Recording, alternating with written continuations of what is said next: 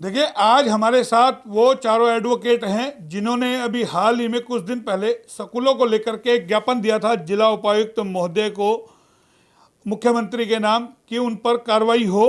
कई सारे स्कूलों को लेकर के सवाल थे और प्रेस नोट में जो इन्होंने ज्ञापन दिया था उसमें कई सारी बातें कही गई थी। एचआर न्यूज़ ने भी वो खबर छापी थी। आइए, तमाम वकील हमारे साथ हैं। कैलाश चंद एडवोकेट जी हैं, विजय कुमार जी हैं, रजवन डेहिनवाल जी हैं और तिवाड़ी जी हमारे साथ हैं। चारों वकील हैं। और भी कई सारे वकील थे जिनसे हम बात करना चाह रहे थे, लेकिन वो आज हम मौके पे मौजूद नहीं हो पाए हैं क्योंकि कई सारे सवाल खड़े हुए थे जब स्कूलों का लेकर के इन्होंने ज्ञापन दिया था। आइए, स्वयं हमारे साथ है, एक बार जानते हैं कि ऐसी क्या क्या परेशानियां हैं जिनको लेकर के इनको स्कूलों के खिलाफ कहें सीधे तौर पर कि ज्ञापन देना पड़ा या फिर एक मोर्चा खोलना पड़ा, क्योंकि लगातार स्कूल जब से खुले हैं लेकर के कई सारे सवाल खड़े हो रहे हैं। हमारे साथ सबसे पहले हैं विजय कुमार जी, एक बार इनसे जानते हैं। विजय जी, आपने अभी ज्ञापन दिया, पहले एक बार शुभ नेम पूरा परिचय एक बार हम आपका जानना चाहेंगे। इधर देखें आप। Vijay Yadav advocate, district court Rewari में प्रैक्टिस कर रहा हूँ पिछले कुछ साल से। जी, बताइए आप क्या पूछना चाह रहे हैं। आपने भी ज्ञापन दिया, क्यों ये स्थिति आई कि स्कूलों को लेकर के आप लोगों को ज्ञापन देखिए, हमारे पास बहुत से पेरेंट्सों की शिकायतें आ रही थी। हमारे पास बहुत से पेरेंट्स ऐसे आ रहे थे दिल्ली कि जी, कोई कह रहा था जी हमारे एसएलसी जारी नहीं कर रहे, कोई कह रहे हैं जी कोरोना लॉकडाउन के कारण हमारी जॉब चली गई है और हमारे बच्चों को स्कूल के बाहर बैठा दिया जाता है, क्लासेस के बाहर बैठाया जा रहा है, और या तो फिर बसों में बैठाया नहीं जा रहा है कि स्कूल उनको बोल रहा है कि जब तक फीस जमा नहीं होगी जब तक आप स्कूल नहीं आ सकते। जबकि उनकी एक तरफ नौकरियां चली गई है। ये लॉकडाउन के कारण जहां स्कूलों को आर्थिक रूप से जो कमज़ोर परिवार हैं उनकी जो सहानुभूति होनी चाहिए थी वो सहानुभूति नहीं है, और सिर्फ उन्हें अपने पैसों से मतलब है, अपनी फीस से मतलब है। उन्हें मतलब नहीं है कि बच्चों के साथ या उनके अभिभावकों के साथ क्या दिक्कतें आ रही है। वो सिर्फ एक शॉपिंग मॉल के रूप में काम कर रहे हैं। हर स्कूल की एक ही सोच है कि मेरा स्कूल दूसरे स्कूल से बड़ा कैसे हो, उसकी बिल्डिंग से बड़ा कैसे हो। बड़े स्कूल जो कह लो उनकी एक ही सोच है कि मेरा पूरे का जो सत्ता है पूरे रेवाड़ी पे मेरा कब्जा हो, कोई और स्कूल, सारे छोटे स्कूल खत्म हो जाए, उनकी तो ये सोच है।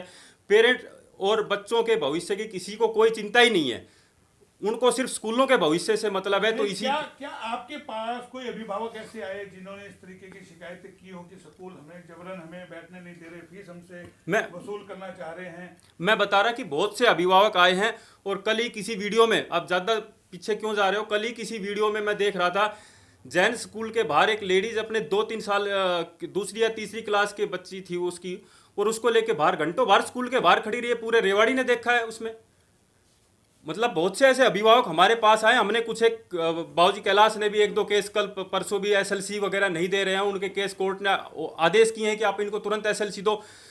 और पीछे सुप्रीम कोर्ट का एक फैसला आया था, मेरे हाथ में है। सुप्रीम कोर्ट की क्लियर डायरेक्शन है, कोई भी स्कूल किसी बच्चे को डी बार नहीं करेगा। फीस अगर उसकी पेंडिंग है तो आप रिकवरी में जाओ या उससे किस्तों में पैसे लो। उसके बावजूद भी ये कंटेम्प्ट ऑफ द कोर्ट लगातार कर रहे हैं।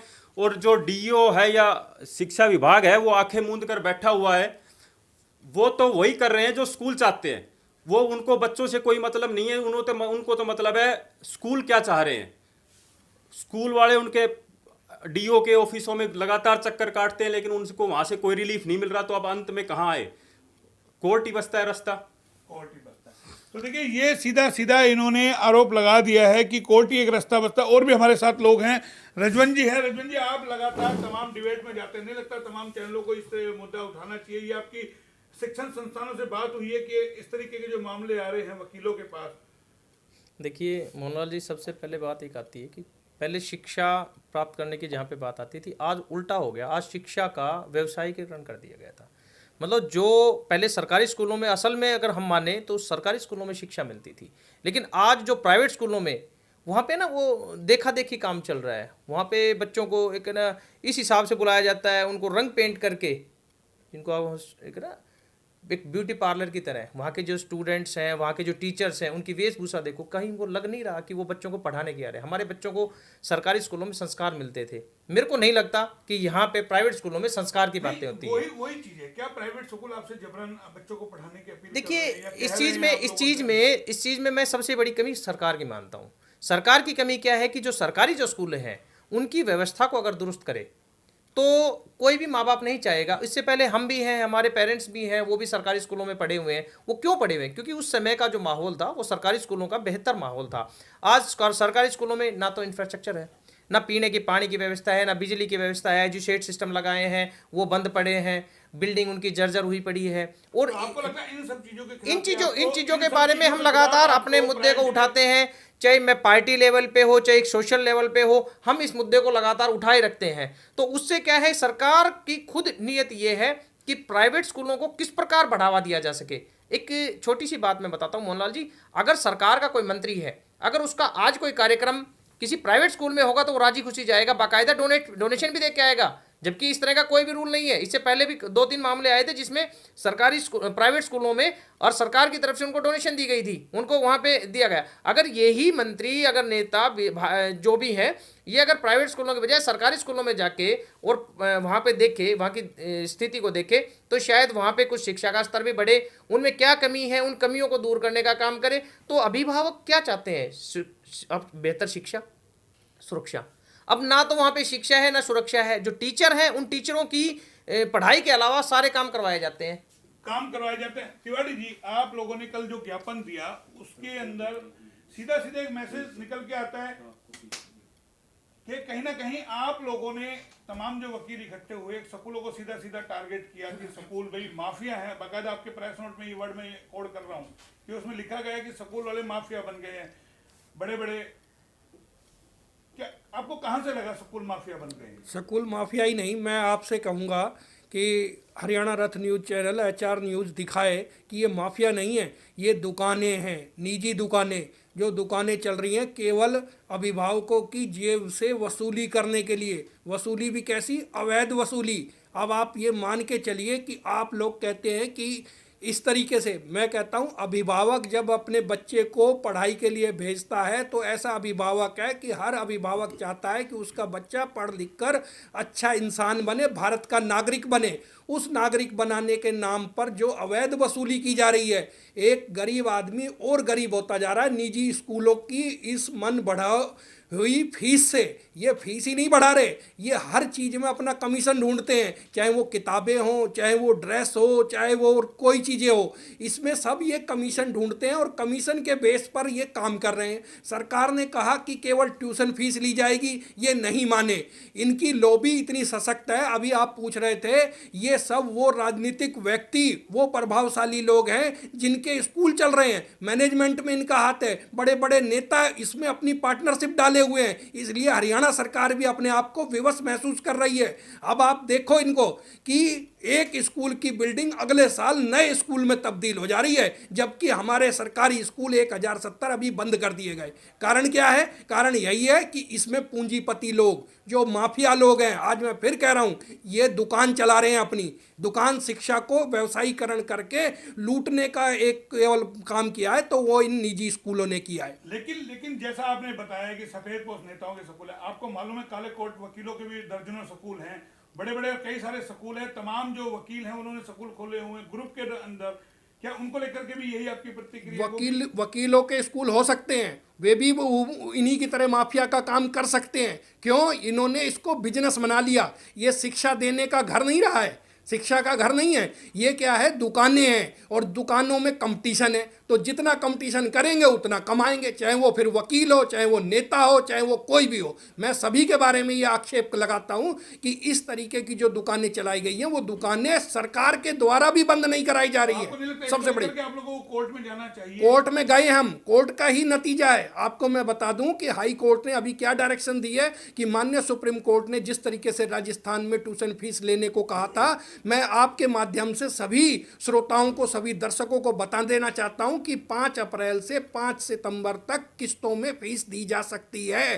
कौन से सत्र के लिए? 2019-2020 के लिए। यहां साफ प्रावधान किया गया, यदि कोई सक्षम नहीं है अभिभावक तो वो एप्लीकेशन लिखकर स्कूल से माफ करवा सकता है। इसमें सुनवाई हाई कोर्ट में की गई थी। हाई कोर्ट ने क्या कहा कि 2 खंडपीठ ने इसका फैसला सुनाया है और फैसले में ये साफ इंस्ट्रक्शंस जारी किए हैं कि आप आप अभिभावकों पर फीस लेने का दबाव नहीं बना सकते और बच्चों को परीक्षा देने से नहीं रोक सकते। आज हालात क्या हैं? आज निजी स्कूल दबाव बनाकर प्री बोर्ड एग्जाम में बैठने नहीं दिया जा रहा बच्चों को। कहते हैं पहले फीस जमा कराओ तो बैठने दिया जाएगा, एक साथ फीस मांगते हैं। कोरोना काल में सबकी स्थिति, आर्थिक स्थिति सबकी बिगड़ी और सभी पैसा देने के लिए सक्षम नहीं है, लेकिन मजबूरन दबाव बनाकर, क्योंकि बच्चे के भविष्य का सवाल है, इसलिए वो दे रहे हैं। आज का मैं चलिए हम आपके पास एक बार फिर आते हैं। कैलाश जी हमारे साथ है। कैलाश जी, आप लगातार स्कूलों को लेकर के मुखर रहे हैं, चाहे फीस का मामला हो, पिछले शासन में भी हमने देखा, इसमें भी हम देख रहे हैं लगातार। क्या आप सिर्फ अभिभावक की परेशानी देखते हैं? कभी स्कूलों की भी आपने देखी है जाकर के, उनके साथ भी बहुत बड़ा स्टाफ होता है, उनको भी फीस देनी पड़ती है, तनख्वाह देनी पड़ती है, किस तरीके से स्कूल को मैनेज करना पड़ता है, कभी उसको लेकर के आप लोगों ने सोचा है? कभी अभी आप लोगों ने जो ज्ञापन दिया है उनसे बात हुई आपकी, कोई हुई हो स्कूल वालों से? देखिएगा, स्कूल वालों की समस्या की बात आपने जो रखी, मुझे एक स्कूल का ये बताइए, किसी स्कूल ने ऑडिट करके और सरकार को उस ऑडिट की कॉपी दी हो, या कोई स्कूल लॉस में गया हो, उसकी बिल्डिंग नीलाम हुई हो। आप देखेंगे कि एक स्कूल की इतनी इनकम होती है, 2 या 3 साल में दूसरा नया स्कूल खड़ा हो जाता है, तो वहाँ तो इनकम की प्रॉब्लम है ही नहीं, वो तो एक व्यवसाय है पूरा। और एक माफिया जो हमने अपने ज्ञापन में लिखा, मैं क्लियर कहता हूँ कि माफिया है। एक दबाव दे के पेरेंट्स के ऊपर फीस मांगना तो माफिया का रूप होता है। नहीं, आपने उनकी इनकम देखी, आपको लगता है कि इनकम से स्कूल खुले या लोन से खुल गए? जैसे मान लो एक बिल्डिंग खोली, दूसरे में फिर लोन ले लिया, 4.5 करोड़ का बजट है। देखिएगा मोहनलाल जी, एक चीज़ बताइए, स्कूल जो जितने डायरेक्टर हैं, स्कूल संचालक, उनकी रिटर्न की कॉपी निकलवा दी जाए कि उनके पास कितना इनकम सोर्स है, वो कहाँ से इतनी इनकम लेके आ रहे हैं जो कि इतनी बड़ी बिल्डिंग खड़ी कर दी, या उनके ऊपर लोन है, वो ऑडिट में सामने आ जाएगा। परंतु ऑडिट तो जमा ही नहीं करते। लोन किसको मिलता है? किसी के पास कोई प्रॉपर्टी सिक्योरिटी दिखाओगे तभी तो लोन मिलेगा। लेकिन आप आए दिन इसी तरीके से अभिभावकों के साथ रहेंगे या अपने और भी कोई केस लड़ेंगे? आप भी एक वकील हैं, मान लो अगर कोई आपके पैसे में इंटरफेयर करे हर रोज आए दिन। देखिएगा, जो स्कूल हैं, school no profit no loss के लिए चलाए जाते हैं, ना कि कोई पैसे के लिए। व्यवसाय नहीं है। जब नो प्रॉफिट नो लॉस के लिए है, वहाँ पैसे की बात ही नहीं है। चैरिटेबल ट्रस्ट है ना वो चीज़। तो सारे तो चैरिटेबल नहीं है। सारे प्राइवेट जितने प्राइवेट स्कूल चलते हैं, ये पहले संस्था बनती है, उस संस्था में क्लियर कट है कि ये नो प्रॉफिट नो लॉस के लिए चलाएंगे, अदरवाइज स्कूल चल ही नहीं सकता। चल ही नहीं सकता। अब एक बात बताइए, अभी हाल ही के अंदर ध्यान होगा, हरियाणा सरकार ने स्कूल खोले हैं, एक स्कूल बसों का टैक्स और जो सब चीजें वो माफ करी है, उसको किस रूप में आप देखते हैं? क्या स्कूलों को फायदा पहुंचा है या इतना ही फायदा अभिभावकों को भी होना चाहिए था? पीछे जब अपने राज्य के भी और जब सेंटर के इलेक्शन हुए थे, तो मोहनलाल जी आपने भी एक चीज़ नोट की होगी, रैलियों में जो बसें भर भर के जा रही थी ना, वो प्राइवेट स्कूलों की थी।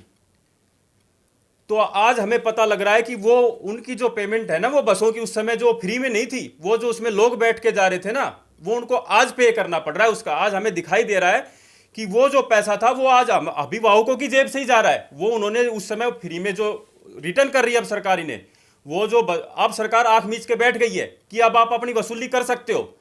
ये क्या करते हैं, इलेक्शन में सरकारों की बस तन मन धन से सेवा करते हैं और बदले में सरकार जो भी आती है वो इसके 5 साल इनकी आंख मूंद के बैठ जाती है। उनके खिलाफ एक भी सिंगल स्कूल के खिलाफ कोई रजिस्ट्रेशन कैंसिल नहीं, कोई किसी तरह का कोई कंटेम्प्ट ऑफ द कोर्ट, मतलब कोई सरकार कोई एक्शन ही नहीं लेती इनके खिलाफ। इसका हल कैसे होगा? देखिए, सफेद आप कह रहे हैं, सफेद पोस्ट के स्कूल हैं, काले कोट वालों के स्कूल हैं, बड़े बड़े मीडिया घरानों के स्कूल हैं, हल कैसे होगा ये बताइए आपका? कोई हल है आपके पास?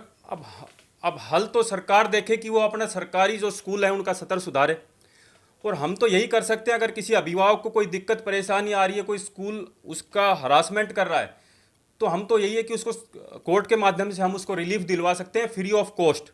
किसी भी अगर अभिभावक की, क्योंकि जो स्कूल की फीस नहीं दे पा रहा है तो जाहिर सी बात है उसके पास वकील की फीस देने के भी पैसे नहीं होंगे। तो बहुत से अभिभावक तो अपने बच्चों को स्कूल से निकाल लेते हैं और उनका फ्यूचर तो स्कूल वाले, मतलब पहले क्या होता था, ये बुलाते तो इसलिए कि हम आपके बच्चों का भविष्य बनाएंगे, लेकिन उनको धमकियां क्या दी जाती हैं, फीस भरो वरना बच्चों का भविष्य खराब कर देंगे। मतलब मेरे को समझ में नहीं आ रहा, आप कहने को तो चैरिटेबल ट्रस्ट चला रहे हैं ये, लेकिन जैसा बाबूजी अश्विनी तिवारी ने बताया, ये सिर्फ एक वसूली का केंद्र है। इन्हें बच्चों के भविष्य से कोई लेना देना नहीं है, इन्हें स्कूल के भविष्य से मतलब है। तो देखिए, हमने आपको ये वकीलों से बात हमने की है क्योंकि इन्होंने ज्ञापन दिया था, तो एक बार बात करना जरूरी था। इसी विषय को लेकर के हम जो स्कूलों की कमेटी बनी हुई है, संस्थान बना हुआ है, उनके प्रतिनिधि से भी एक बार बात करेंगे, क्योंकि जाहिर है मामला बड़ा गंभीर है। इस बार वकीलों ने स्कूलों के खिलाफ जो मोर्चा खोला है वो कहीं ना कहीं चिंता का विषय है। इसको लेकर के जो हरियाणा स्कूल की जो इनका गठन है उनसे भी हम एक बार बात करेंगे, लेकिन अभी फिलहाल हमारे साथ ये तमाम वकील हैं। रजवन जी, ये बताइए इसका हल कैसे होगा? तमाम फील्ड के लोग जो है स्कूलों के क्षेत्र में उतर गए, आपके वकील भी स्कूल खोल के बैठे हैं कई सारे, कैसे उसका हल होगा ये बताइए। मोहनलाल जी, अभी एक चीज़ बताता हूँ मैं कि वकील केवल अपना वकालत कर सकता है। एडवोकेट एक्ट जो है उसके अकॉर्डिंग वकील केवल अपना वकालत कर सकता है। इसके अलावा वो और कोई अगर बिजनेस कर रहा है और अगर इस तरह के कोई आदमी है तो उनका लाइसेंस कैंसिल हो जाएगा। आप इस चीज वकीलों को उसका उन लोगों ने रास्ता निकाला हुआ है, अपनी किसी ने पत्नी के नाम खोला हुआ है, तो वो वकील ही ना। नहीं वकील, आप फिर उसको वकील, आप उसको वकील काउंट क्यों कर रहे हैं? अगर उसकी पत्नी है तो उसका मतलब एक चीज है, हस्बैंड वाइफ अगर अलग अलग बिजनेस में है, मैं फिर भी अगर कहता हूं, अगर मैं फिर भी आपको कहता हूं, अगर कोई वकील ने, अगर किसी वकील ने या कोई और भी आदमी है उसने भी अगर इस तरह की मतलब लूट खसूट कोई भी मचाए, ये नहीं है कि अगर वकील है तो हम उसको छूट दे देंगे, लूट खसूट कोई मचाए हम उसके खिलाफ हैं। एक चीज और है, मैं भी आपको बता रहा था कि 1057 स्कूल, सरकार ने अभी बजट में ये कहा कि हम 4000 नए स्कूल खोलेंगे। 1057 स्कूल बजट के कुछ दिन बाद ही उन्होंने कह दिया कि 1000 स्कूल इनको हम बंद करेंगे। क्यों करेंगे? क्योंकि इनमें टीचर्स नहीं है, इनमें वो मामला तो उन्होंने देखा बच्चे नहीं है। बच्चे क्यों नहीं है? क्योंकि उसमें टीचर नहीं है। अगर टीचर आए, व्यवस्था आए, तो निश्चित तौर पर वहां अभिभावक अपने बच्चों को वहां पे भेजेंगे। आप लोगों ने जो ज्ञापन दिया उसका कुछ मैसेज आया, कोई हाँ, निश्चित तौर पे उस पे आ रहे हैं। इस तरह के जो भी और भी पेरेंट्स हैं, जो और अभिभावक हैं, वो पीड़ित है, वो हमारे से संपर्क कर रहे हैं और हमने उनको पूरा आश्वासन दिया है कि हम जहाँ पे जो भी आपकी मदद होगी बिल्कुल फ्री ऑफ कॉस्ट, निःशुल्क हम उनकी मदद करेंगे। तो देखिए तिवारी जी, लेकिन एक बात बताइए, जैसे हमने तीखा सवाल किया कि वकीलों के भी स्कूल है, भले वो नाम बदल के खोलते हैं, वही रास्ता वो अपना रहे, जैसे आप कह रहे हैं वो संस्था बना करके खोलते हैं स्कूलों को, उसके बाद भी वो लूट खसोट करते हैं, नियमों का पालन नहीं करते, वही स्थिति कम हो गई, तमाम लोग भेष बदल करके दूसरे रूप के अंदर उस फील्ड में घुस जाएंगे, तो उसका हल कैसे होगा ये बताइए। स्कूल तो वकील का ही है, उसने अपनी पत्नी के नाम खोला या किसी और के नाम खोला, बेटी के नाम खोला, तमाम लोग इसी तरीके से रूप बदल करके अपनी जरूरत पे हर आदमी अपने बयान को तोड़ मड़ोड़ के बदल लेता है, उसका हल कैसे होगा ये बताइए। देखिए, सरकार की यहाँ सबसे बड़ी कमी है। सरकार क्या करती है कि सरकारी एम्प्लॉइज़ के जो बच्चे हैं, सरकारी कर्मचारियों के जो बच्चे हैं, उनको पढ़ाने के लिए एजुकेशन के नाम पर पैसा देती है। एक बच्चे को 3000 रुपया दिया जाता है कि बाहर एजुकेशन उसकी फीस बढ़ाई जाए। यानी कि कहने का सीधा सीधा तात्पर्य ये है कि सरकारी नौकरी तो सरकारी स्कूल में टीचर चाहिए, लेकिन बच्चे पढ़ेंगे प्राइवेट स्कूल में। ये कहाँ का न्याय है? सरकार जब अपने नियम नहीं बदलेगी, हर प्रत्येक सरकारी कर्मचारी को इसलिए पैसा दिया जा रहा है कि आप प्राइवेट स्कूल में पढ़ाएं। जब सरकारी स्कूल मौजूद हैं, हमारे पास सरकारी तंत्र है, मैं आज दावे से के साथ कहता हूं, जब सारे वकीलों के बच्चे, डीसी, एसपी, एसडीएम के बच्चे जब सरकारी स्कूलों में जाएंगे तो अपने आप सुधार होगा। क्यों नहीं करते? एक पहल करने की जरूरत है। सरकार आज स्कूल तो बंद कर रही है, मैं कहता हूं कि क्यों नहीं सरकार ये प्रावधान करती कि उनको पैसा ना देकर कहा जाए कि सरकारी स्कूल में पढ़ाएं। अश्वनी जी, आपके बच्चे कौन से स्कूल में पढ़ते हैं? मेरे बच्चे प्राइवेट स्कूल में पढ़ रहे हैं। क्यों पढ़ रहे हैं? हाँ, इसका जवाब दूंगा। क्यों पढ़ रहे हैं? क्योंकि हमारे यहाँ शहरी जो स्कूल हैं वो इतने ज़्यादा इंफ्रास्ट्रक्चर्स नहीं हैं, उसमें टीचर हैं। सबसे बड़ी बात देखिए, जेबीटी टीचर या पीजीटी टीचर जो भी लगता है वो वेल क्वालिफाइड टीचर लगता है, लेकिन आज उनकी स्थिति क्यों है? क्योंकि वहाँ पर पाठ्यक्रम या पाठ्यक्रम पढ़ाने वाले उस प्रकार सिंसियर नहीं है, क्योंकि जो पकड़ होनी चाहिए वो पकड़ नहीं है। चलिए, आप तमाम जो वकील हैं, कितने वकील आपकी क्या पूरी बार एसोसिएशन साथ है जो आप लोगों ने ज्ञापन दिया, या कुछ एक वकील आप लोग सिर्फ आए हैं ज्ञापन देने? नहीं, कुछ एक नहीं है, यहाँ सारे वकील साथ हैं। और हमारा सबसे बड़ा कहना यह है कि हमारे साथ जो अभिभावक हैं वो साथ हैं। आज अपने आप जो विज्ञापन आप लोगों ने दिखाया अखबार के माध्यम से, आज लोग अपने आप हमसे अप्रोच कर रहे हैं, और ये दुख भरी दास्तां है कि उनकी कोई सुनने वाला नहीं है। मीडिया अपना काम नहीं कर रहा है, सरकार अपना काम नहीं कर रही है, प्रशासन अपना काम नहीं कर रहा है, तो कहाँ जाएगा अभिभावक? कोर्ट में आएगा, और कोर्ट में हम निःशुल्क न्याय दिलाने के लिए दावे के साथ कहते हैं कि कोई भी पेरेंट्स आए 1 रुपया नहीं लेंगे, बिना किसी टाइप के कागज का पैसा नहीं लेंगे, उसे न्याय दिलाएंगे। जिस तरीके से आप लोगों ने स्कूलों के खिलाफ मोर्चा खोला है, दबाव बनाने की कहीं ना कहीं रणनीति पे आप लोग काम हम किस लिए दबाव बनाएंगे? हम क्या दबाव बनाना चाहते हैं? हमें स्कूलों से धंधा नहीं करना है, हमारे स्कूलों से पैसा नहीं आ रहा है, या हम स्कूल के लिए पैरवी नहीं कर रहे हैं, हम अभिभावकों के लिए कर रहे हैं। जो गरीब आदमी है, जो पेट काट कर अपने बच्चे को पढ़ाना चाहता है और उसके नाम पर शोषण कर रहे हैं, जो निजी दुकानें खोल के बैठे हैं। स्कूल नहीं है ये, बड़ी बड़ी दुकानें हैं। इन बड़ी दुकानों को सबक सिखाने के लिए हमने एकजुटता दिखाई है। लेकिन आज आप जागरूक हुए, जब ये संस्थान खुल रहे थे, बिना परमिशन के चल रहे थे, आप लोग हमने करी, बिल्कुल।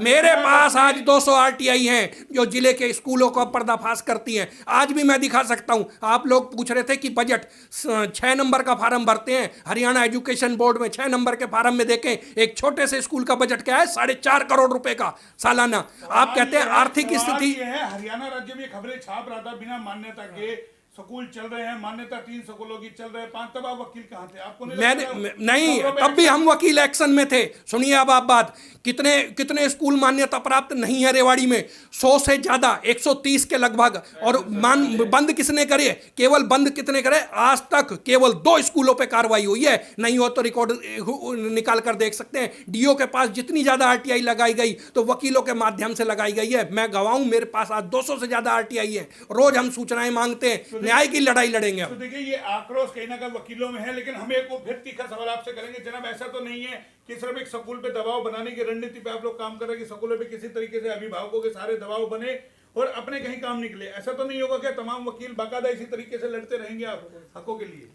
बिल्कुल, हम स्कूलों पर दबाव बढ़ाना चाहते हैं और दबाव हमारा ये है कि जिन अभिभावकों की लॉकडाउन में इनकम चली गई है, जॉब चली गई है, स्कूलों से हम निवेदन करते हैं कि सहानुभूतिपूर्वक उन परिवारों पर विचार करें, और हम तब तक दबाव बनाते रहेंगे तब तक वो उन पर विचार नहीं करते हैं।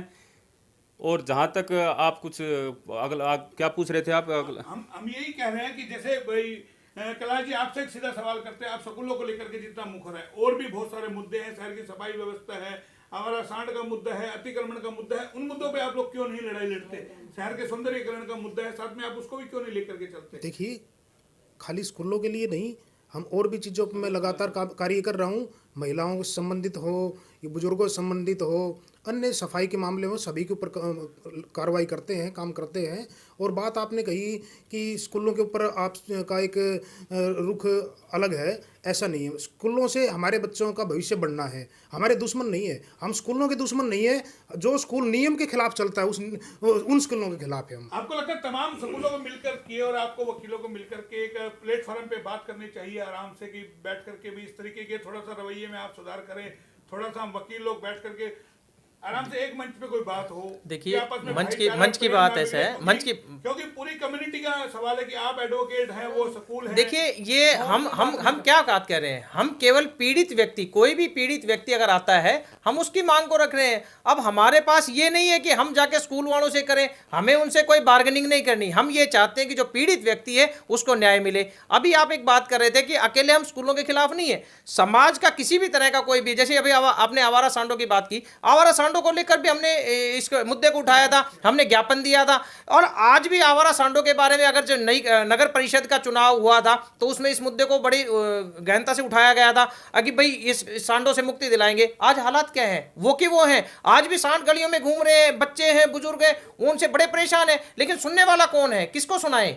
जबकि सरकार यही चीजें आपने शिक्षा को लेकर के कहा, चिकित्सा में जिस तरीके की लूट हो रही है, आप उसको लेकर के नहीं बोलते, मुखर नहीं होते, क्योंकि एक एक इंसान का जिस तरीके से इलाज के नाम पर पूरी लूट होती है, नहीं लगता उसको लेकर के भी आप लोगों को मुखर होना चाहिए? देखिए, हम समय समय पर सारे मुद्दों को उठाते हैं, लेकिन आप ये सोचे कि एक आदमी ही सारा काम करे तो ये पॉसिबल नहीं है। इस समय जो करंट में टॉपिक है वो इस समय बच्चों के साथ, अभिभावकों के साथ जो पीड़ा हो रही है उसके लिए हम प्रमुखता से और मुखर होकर के बात उठा रहे हैं। क्योंकि इस समय जो एडमिशन का टाइम है, आप यकीन करेंगे, एक बच्ची का एसएलसी इसलिए नहीं दिया जा रहा कि उसकी साल की फीस ले रहा है और उस बच्ची ने दूसरे स्कूल में एडमिशन ले रखा है, और वो दूसरा स्कूल एडमिशन के बाद ये कहता है कि अब पेपर का समय आ गया, यदि एसएलसी नहीं लाए तो आपको परीक्षा में नहीं बैठने दिया जाएगा। चलिए, ये तो हो गई बात, लेकिन अब हम आप ही के पेशे से बात करते हैं। आपको लगता है वकील एक ऐसा पेशा है जिसमें लोग पीड़ित आप लोगों के पास आते हैं न्याय की उम्मीद के लिए, वो भी कई सालों तक एक छोटे छोटे केसों के लिए धक्के खाते हैं,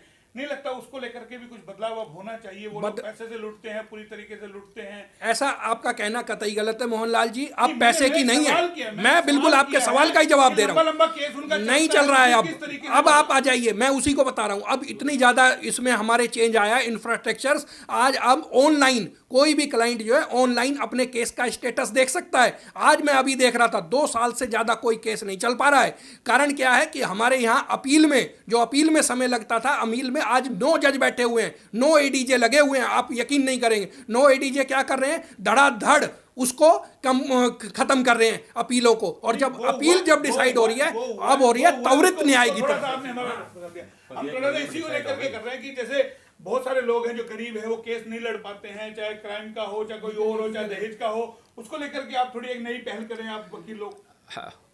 कैलाश जैसे जी, आप- मैं जैसे मैं आप लोगों मैं ने मैं मैं आपको एक बात बता देता हूँ, शायद आपकी संज्ञान में नहीं होगा। Kailash ji free of cost देखते हैं, लीगल क्या है वो अपना एड लीगल सर्विस में है ये। और जुडिशरी सिस्टम ने जो जिनकी आर्थिक आय नहीं है या जिनके पास इनकम नहीं है, तो लीगल एड के माध्यम से तकरीबन 80 वकील हैं जो पैनल पे हैं, वो अपना रिटर्न में दें जुडिशरी को, उनको फ्री ऑफ कॉस्ट वकील मिलता है जी। आप हमारे सवाल को अदर वे नहीं लेकर आए जी। हमारा ये कि जब चैनल लोग देख रहे हैं तो चैनल पे लोगों को एक मैसेज है कि हाँ, उनको इस चीज में भी कहीं ना कहीं राहत है, वकील दे रहे हैं, क्योंकि हर आदमी को इस बात की जानकारी नहीं है। क्या संदेश देंगे इस चैनल के माध्यम से? क्या जो लोग केस नहीं लड़ पाते हैं, वकील एज ए वकील, जैसे आपने अभिभावकों को रियायत दी जो परेशान है स्कूलों से, उनकी आप मदद करेंगे? और भी कई केसेस है, क्या उनमें भी मदद हो पाएगी? देखिएगा, डिस्ट्रिक्ट लीगल सर्विस अथॉरिटी से तो फ्री मिलते ही वकील। और जितने भी वकील हैं उनको अगर लगता है कोई क्लाइंट पीड़ित है, उसके पास देने को नहीं है, वो फ्री ऑफ कॉस्ट साल में हर वकील 5 से 7 केस फ्री में लड़ता है उस चीज़ के लिए। तो देखिए, ये तमाम सवाल हमने किए वकीलों से, क्योंकि जिस दिन से ज्ञापन दिया है शहर भर में चर्चा का विषय है कि कहीं ना कहीं जो स्कूलों को लेकर के कहीं ना कहीं एक नाराजगी जो वकीलों में पनपी है, और उसको लेकर के जो ज्ञापन दिया है वो एक बड़ा विषय था। उसी को लेकर के आज एचआर न्यूज़ ने बात की है। हम उम्मीद करते हैं जो स्कूल संस्थान है, शिक्षण संस्थान है, क्योंकि उनको लेकर के सवाल खड़े हुए हैं, एचआर न्यूज़ का प्लेटफार्म उनके लिए भी खुला है, वो भी अपनी बात रख सकते हैं ताकि स्थिति साफ हो सके, किसी एक कम्युनिटी के ऊपर कोई इस तरीके के आरोप न लगा सके। फिलहाल इतना ही, फिर आएंगे किसी नए टॉपिक के साथ, तब तक के लिए नमस्कार।